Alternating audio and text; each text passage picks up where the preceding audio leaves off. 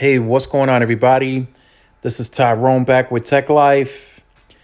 And in today's video, I wanted to talk about Quibi and its partnership with T-Mobile, and if this was necessarily a great partnership for T-Mobile to begin with from the beginning. So Quibi is a startup streaming company, and I think personally they entered the market not at the wrong time, but at a very tough time. The streaming wars are getting pretty competitive. You guys have seen all the other streaming companies out there. We got Netflix, which is sort of the leader in that category. They've been really strong in the past few years. They've gained lots and lots of subscribers. They're globally now. So I would consider them the behemoth in the streaming wars. But ever since then, now we've gotten everybody pulling back their content and creating their own platforms. We now got Peacock, we got Disney Plus, we got HBO Max, and many, many, many more. We got Hulu, Hulu Plus, Hulu Live. I mean, you name it, it's out there in the market. And for Quibi to come in sort of this late is kind of tough right now. And I think Quibi needed that partnership with T-Mobile more than T-Mobile needed Quibi. T-Mobile already has a successful partnership with Netflix on Us, which I think is going far better for them than Quibi. And as you can see of the title of this article, laughing at Quibi is way more fun than watching Quibi. I know it's a feature that T-Mobile has. I believe it's a free add-on feature for customers, so you can potentially stream this. I have yet to see any content of theirs at all. I'm hearing from the grapevines that they're striking some pretty big deals. I believe they have a deal going with Kevin Hart for some exclusive shows on their platform. And I believe they're working with several other big actors to get that going as well. But I just don't know if that'll be enough for them. I know creating your own exclusive content can be big because if people are interested in it, you're advertising it enough, there's trailers out there, people want it, they will sign up for it. But right now, it's just very, very tough in that industry because there's so many platforms. They all have a charge. So if you want to watch this content, some of their content, you got to pay for that, and it's getting expensive. I mean, at this point, you might as well just have cable TV. If you're going to pay for all the content that's out there, that could be upwards of $60, $70, or even $80 total. That's how much streaming content is out there. And I know they all have their own exclusive content, which is really good for most of them. Netflix over the years have built some great franchises of exclusive content. I know HBO Max got some great exclusive content with more coming to the HBO family there. Peacock will have their own. Hulu already has their own exclusives. Like I said, there's plenty out there. Quibi now looks to have their own exclusive content.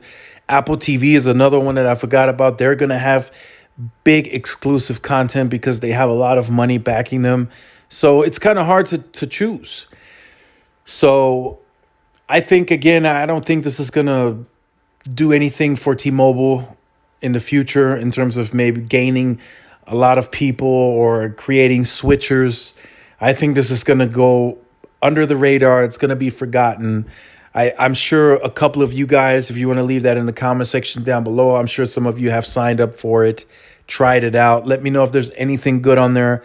Let me know if you found it good in any way, shape, or form. If you're excited for maybe their future stuff that's coming, if you liked what they have. Also, it seems that there is something unique about Quibi. I don't quite know it in detail, but I believe their shows or films or whatever just aren't as long as a standard streaming platform. Now, I think that's very important because today's attention span in the United States is not what it used to be from what I was reading in an article. So usually the attention spans of humans now is a lot shorter than it was, say, 10 years ago. So getting attention of somebody for a shorter period of time is probably easier than watching a 3-hour long movie. So, because I've seen it many a times, I went to the movies and there's a very good, interesting movie on, and it's two and a half hours, and halfway through the movie, people are already on their phones, texting, checking their social media. So they're sidetracked at that point. They're not watching the movie. They're probably forgetting a lot about certain scenes by doing that, not catching certain things that are happening, whatever's being said that might be important later on. So attention spans are growing shorter in the US, and I think that's more what's unique about Quibi, that they're trying to attack that, because even T-Mobile had said that tracking the network, their short video viewing is number one in the industry. So that's short clips like 60 seconds on Instagram. That's probably being watched a lot. A shorter 2 to 3 minute clip on YouTube. That's kind of like where the streaming is going. Nobody's really streaming anything long. Of course, the streaming that's being done on Netflix and such, that could be considered a lot longer. But the number one right now, streaming wise, is short video clips. And I think that's what Quibi is wanting to become more unique, but people just don't seem to be picking up on it. So let me know what you think about this. Do you think Quibi could be a success in the future for their own good and then help T-Mobile grow? Or do you think Quibi's probably just going to be in the industry a little bit longer, try some exclusive content, and then if that doesn't work out, they're probably just going to go out of business? Let me know all that in the comment section down below in terms of your opinion. If you are new to the channel, make sure you like, share, subscribe. If you have been on the channel, you can go ahead and end this video now. But if you are new first time, make sure you hit the notification bell on YouTube so you are notified when I upload content.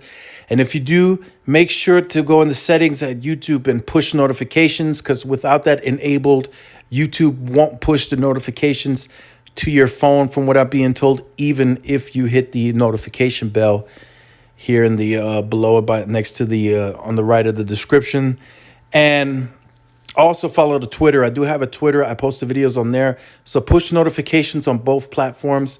I have been told that YouTube has been behind on pushing out notifications in a timely manner. So do it on both platforms, Twitter and YouTube, so you have two options to get the notifications pushed. And this is Tyrone with Tech Life, and I will see you guys in the next video. Peace.